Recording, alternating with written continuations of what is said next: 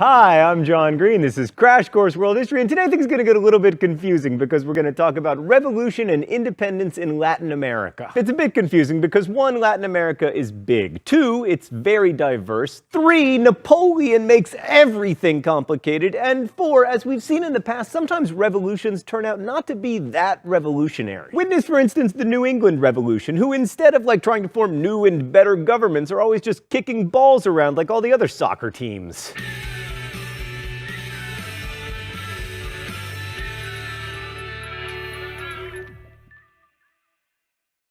Right, so before independence, Latin American society was characterized by 3 institutions that exercised control over the population. The first was the Spanish crown, or if you were Brazilian, the Portuguese crown. So as far as Spain was concerned, the job of the colonies was to produce revenue in the form of a 20% tax on everything that was called the royal fifth. So government administration was pervasive and relatively efficient because it had to be in order to collect its royal fifth. Then there was the Catholic Church. Even more than royal officials, the church exercised influence over people's everyday lives. I mean, the church even controlled time. The church bells tolled out the hours, and they mandated a 7-day work week so that people could go to church on Sunday. And finally, there was patriarchy. In Latin America, like much of the world, husbands had complete control over their wives. This was mainly about property rights because illegitimate children could inherit their father's property, but it was constructed to be about, purity. To get a sense of how patriarchy shaped Latin American lives, take a gander at Sor Juana Inés de la Cruz, whose name I'm actually abbreviating. A child prodigy who spoke 5 languages by the age of 16, de la Cruz wanted to disguise herself as a boy so she could attend university, but she was forbidden to do so. Still, she wrote plays and poetry, she studied math and natural science,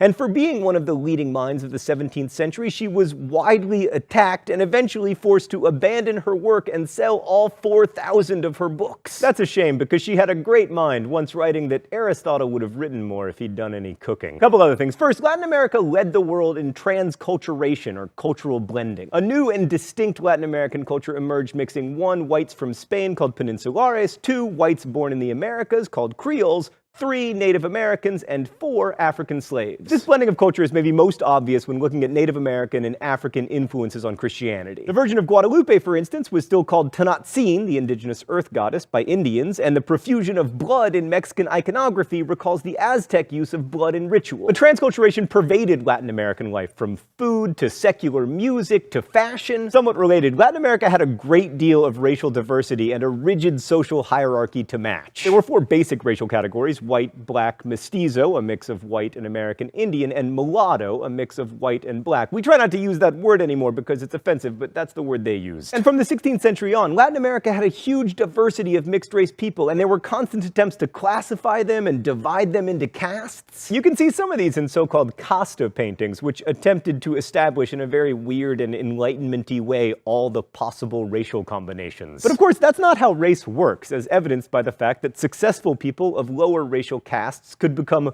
legally white by being granted gracias al sacar. So by 1800, on the eve of Latin America's independence movements, roughly a quarter of people were mixed race. All right, now let's have us some revolutions. How should we organize this, Stan? Let's begin with Latin America's most successful country as defined by quality of soccer team. So Brazil, he said as thousands of Argentines booed him, is obviously different because it was ruled not by Spain, but by Portugal. But like a lot of revolutions in Latin America, it was fairly conservative. The Creoles wanted to maintain their privilege while also achieving independence from the peninsulares, and also like a lot of Latin American revolutions, it featured Napoleon. Freaking Napoleon, you're everywhere. He's behind me, isn't he? Gah! So when Napoleon took over Portugal in 1807, the entire Portuguese royal family and their royal court decamped to Brazil. And it turned out they loved Brazil. King João loved Brazil so much. Off topic, but do you think that João named herself after King João? I mean, does she have that kind of historical sensibility? I think she does. So King João's life in Rio was so good that even after Napoleon was defeated at the Battle of Waterloo, he just kind of stayed in Brazil. And then by 1820, the Portuguese in Portugal were like, hey, maybe you should come back and govern us, King of Portugal. So in 1821, he reluctantly returned to Lisbon, leaving his son, Prince Pedro, behind. Meanwhile, Brazilian Creoles were organizing themselves around the idea that they were culturally different from Portugal, and they eventually formed a Brazilian party.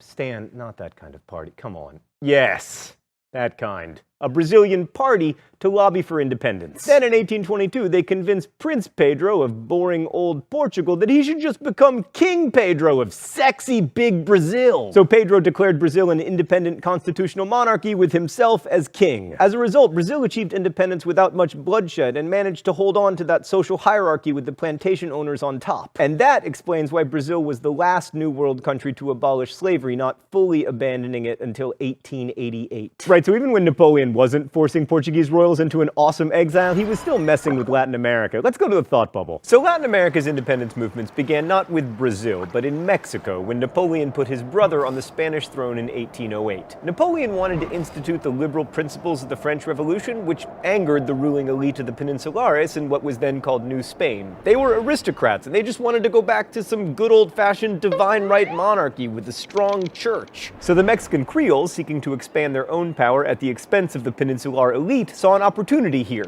They affirmed their loyalty to the new king, who was French even though he was the king of Spain. I told you this was complicated. Then a massive peasant uprising began, led by a renegade priest, Padre Hidalgo, and supported by the Creoles because it was aimed at the Peninsulares, even though they weren't actually the ones who supported Spain. This was further complicated by the fact that to the mestizo peasants led by Hidalgo, Creoles and Peninsulares looked and acted basically identical. They were both white and imperious, so the peasants often attacked the Creoles, who were technically on their side in trying to overthrow the ruling Peninsulares. Even though it had tens of thousands of supporters, this first peasant uprising petered out, but a second peasant revolt, led by another priest, Father Morelos, was much more revolutionary. In 1813, he declared independence, and the revolt lasted until his death in 1815. But since he was a mestizo, he didn't gain much Creole support, so revolutionary fervor in Mexico began to fade. Until 1820, when Spain, which was now under the rule of a Spanish rather than a French king,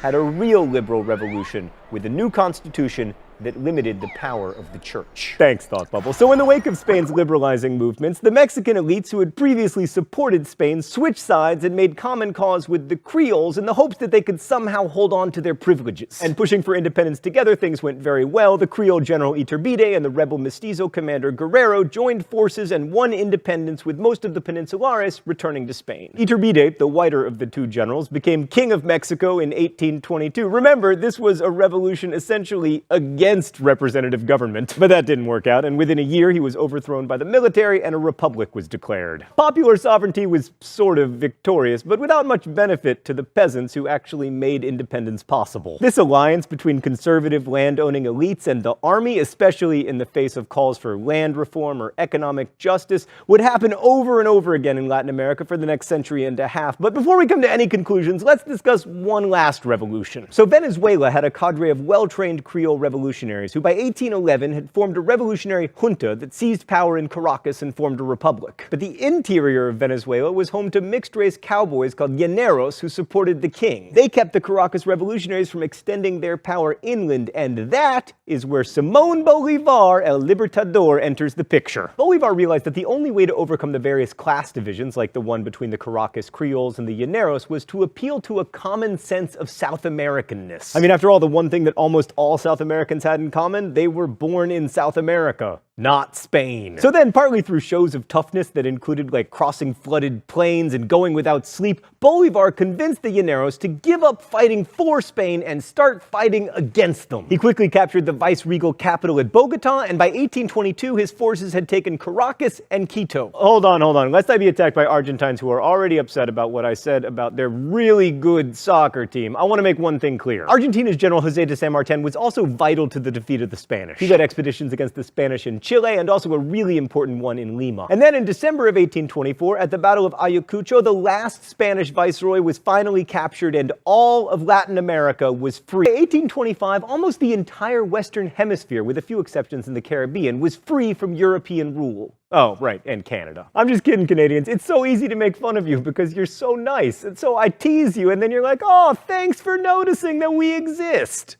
My pleasure. Anyway, this is pretty remarkable, especially when you consider that most of this territory had been under Spanish or Portuguese control for almost 300 years. The most revolutionary thing about these independence movements were that they enshrined the idea of so-called popular sovereignty in the New World. Never again would Latin America be under the permanent control of a European power, and the relatively quick division of Latin America into individual states, despite Bolivar's pan-South American dream, showed how quickly the people in these regions developed a sense of themselves as nations distinct from Europe and from each other. This division into nation-states prefigures what would happen to Europe in the mid-19th century, and in that sense, Latin America is the leader of 19th century world history. And Latin American history presages another key theme in modern life, multiculturalism. And all of that makes Latin America sound very modern, but in a number of ways, Latin American independence wasn't terribly revolutionary. First, while the peninsulares were gone, the rigid social hierarchy with the wealthy Creoles at the top remained. Second, whereas revolutions in both France and America weakened the power of the established church, in Latin America, the Catholic Church remained very powerful in people's everyday lives. And then there is the patriarchy. Although there were many women who took up arms in the struggle for independence, including Juana Azurduy, who led a cavalry charge against Spanish forces in Bolivia, patriarchy remained strong in Latin America. Feminist ideas like those of Mary Wollstonecraft would have to wait. Women weren't allowed to vote in national elections in Mexico until 1953, and Peru didn't extend voting rights to women until 1955. Also, Latin America's revolutionary wars were long and bloody. 425,000 people died in Mexico's war for independence. And they didn't always lead to stability. Venezuela, for instance, experienced war for much of the 19th century, leading to as many as 1 million deaths. And it's important to note that fighting for freedom doesn't always lead to freedom. The past 2 centuries in Latin America have seen many military dictatorships that protect private property at the expense of egalitarian governance. Freedom, independence, and autonomy are complicated terms that mean different things to different people